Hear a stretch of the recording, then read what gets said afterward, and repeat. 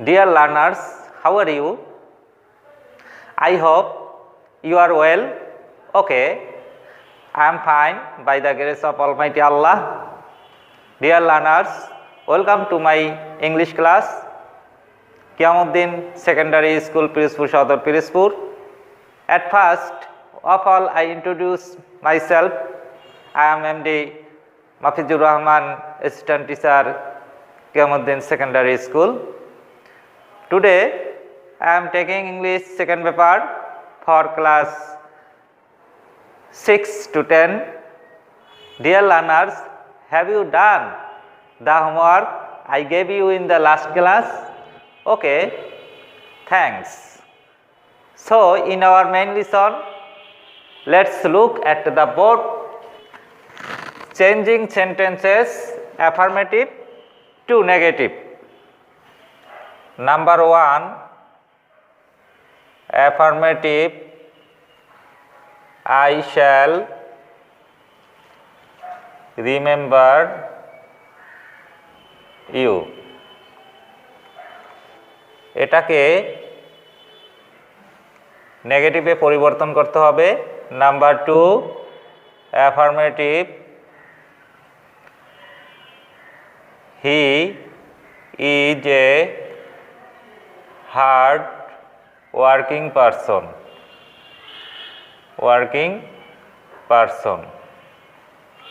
এটাকেও নেগেটিভে পরিবর্তন করতে হবে। ডিয়ার লার্নার্স, প্রথম সেন্টেন্সটিতে আছে আই শ্যাল রিমেম্বার ইউ, দ্বিতীয় সেন্টেন্সটিতে আছে he is a hard working person. মনে রাখতে হবে যে বাক্যের মধ্যে অক্সিলারি ভার্ব অর্থাৎ টু বি ভার্ব যেমন am, is, are, was, were, বা টু হ্যাভ ভার্ব যেমন হ্যাভ, হ্যাজ, হ্যাড, বা মডাল ভার্ব যেমন shall, will, can, could, should ইত্যাদি যদি থাকে, এদের পর কি বসে? নট বসে। নেগেটিভ করতে হলে এদের পরে নট বসে। এবং পরবর্তী যদি অ্যাডজেক্টিভ বা অ্যাডভার্ব বা ভার্ব থাকে, তারপরে অ্যান্টোনিম বা বিপরীতার্থক শব্দ বসে। অ্যান্টোনিম বা বিপরীতার্থক শব্দ বসে। তাহলে আমরা এটাকে কিভাবে করতে পারি? দেখো, সাবজেক্ট আই আছে, তারপরে আছে কি? Modal verb. তাহলে আমরা এখানে দেখো আই শ্যাল, এই মডাল ভার্বটার পরে আমরা কি বসাবো? নট বসাবো। তাহলে আই শ্যাল নট, তারপরে অ্যান্টোনিম বসাবো রিমেম্বার, বিপরীত শব্দ কি? Forget. I shall not forget, তারপরে অবজেক্ট। তাহলে I shall not forget you. So dear learners, পরবর্তী সেন্টেন্সটি আছে he is a hard working person. তাহলে হার্ড ওয়ার্কিং পারসন, দেখো ইজ আছে, এই ইজটা কি? ইজটা ভার্ব হিসেবে কাজ করছে। তাহলে দেখো he is not A hard working person. Hard working মানে কি?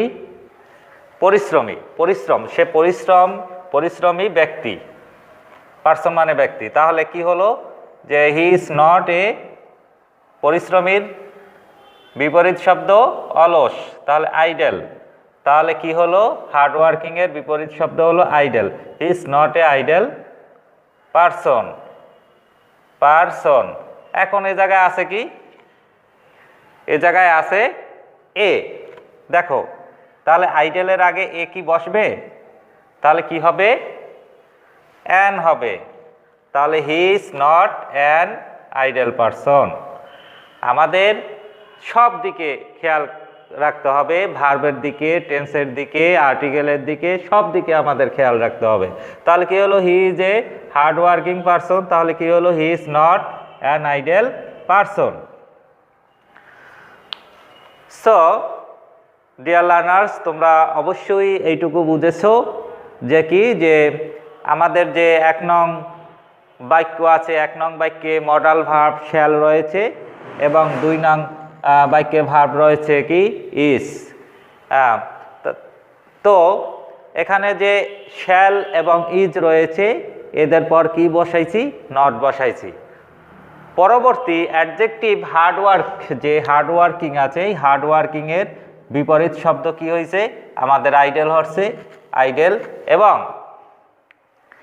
যে রিমেম্বার আছে, রিমেম্বার মানে কি? মনে করা। এর বিপরীত শব্দ কি আছে?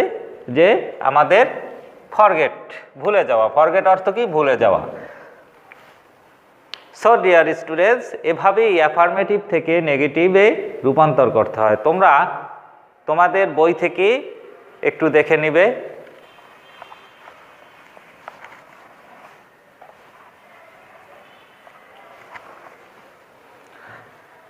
হি ওয়াক্স ফাস্ট, হি ওয়াক্স ফাস্ট। তো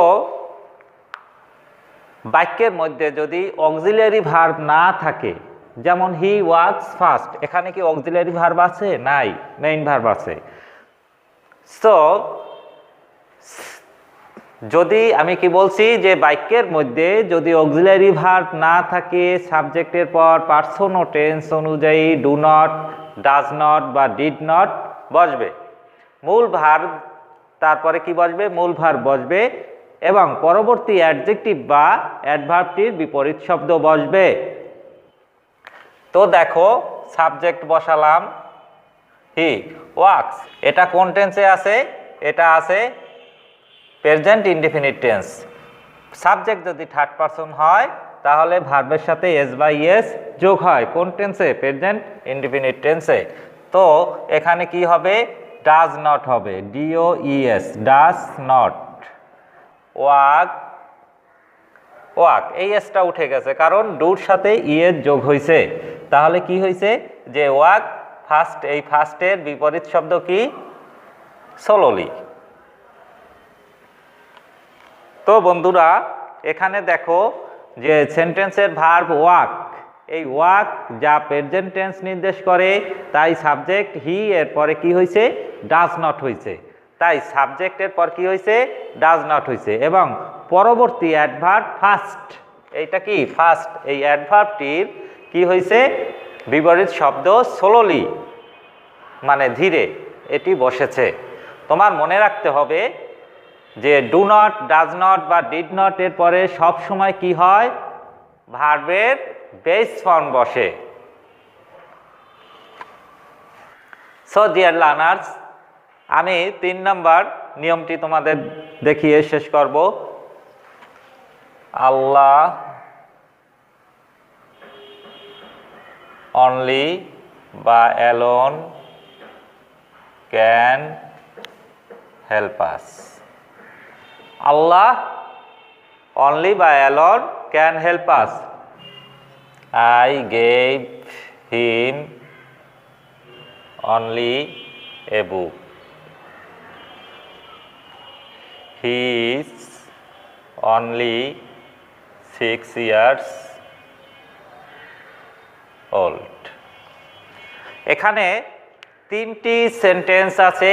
আল্লাহ alone বা only can help us, I gave him only a book, he is only 6 years old. তো এখানে দেখো only বা alone এই দুইটি শব্দ রয়েছে। এই শব্দ দুইটি যদি থাকে তাহলে ব্যক্তির ক্ষেত্রে নান বাট, বস্তুর ক্ষেত্রে নাথিং বাট এবং সংখ্যার ক্ষেত্রে নট মোর দ্যান অথবা নট লেস দ্যান বসে। এখানে দেখো আল্লাহ দ্বারা ব্যক্তি নির্দেশ করছে, এখন এখানে কি হবে? অনলি বা অ্যালোনের পরিবর্তে none but,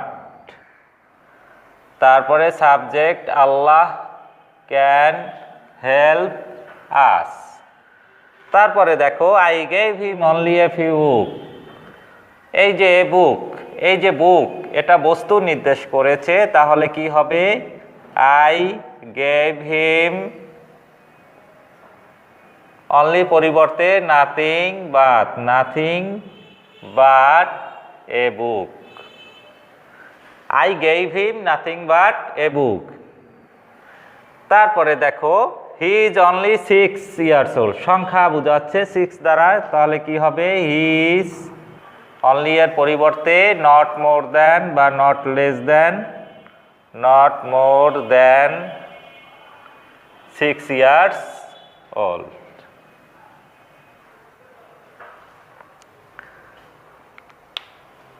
so dear learners, এতক্ষণ যে আমি চেঞ্জিং সেন্টেন্সের 3টি নিয়ম শিখালাম অ্যাফার্মেটিভ টু নেগেটিভের, আশা করি তোমরা বুঝেছো।